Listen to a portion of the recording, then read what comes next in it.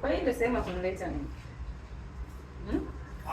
Boka vuka Mbeya nzima katafuta sehemu ya kunileta kwa nani hapa.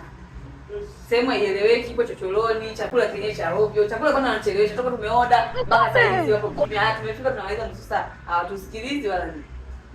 Ndio sehemu ya kunileta mimi. Kwani wewe unichukulia nini?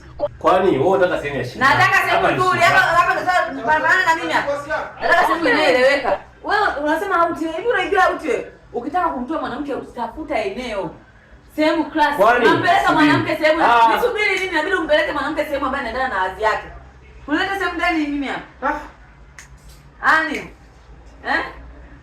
Kwani wewe hii sehemu unaona wewe nimeitumia shilingi ngapi? Hii sitaki kujua mtumia shilingi ngapi tena. Haifanani na hadhi yangu, yaani haifanani na mimi. Hata kama nimetumia shilingi 7,000. Haijalishi utumechi. Na simu wala. Ngoja bwana subiri. Hata kama nimetumia 7,000. Nani anapiga? Watakuwa waboda. Usikilize. Nani anapiga simu na simu na waboda usiku?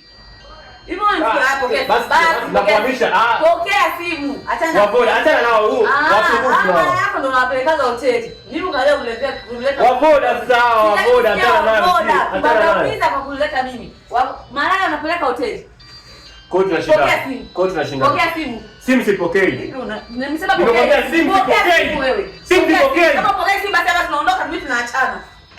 Pokea simu. Pokea simu nimesema. Kuachana na kupokea simu. Kuachana na kupokea simu tunapokea wapi? Pokea simu. Kama kweli wewe mwanaume pokea simu na nimsikie wewe mtu na wote wamsikie. Pokea simu. Sikiliza. Pokea simu, sitaki kusikiliza la mkuu wala kanisuni. Pokea simu. Tunahama, sikia. Hapa tunahama tunataka. Yaani twende wapi? Sio shida zangu. Umeona umekata simu. Voda. Umekata simu. Taratibu. Umekata. Umekata. Utanitafuta. Usiondoke. Jamani, simu ndio iharibue penzi. Bwana, wale kweli simu ndio iharibue penzi.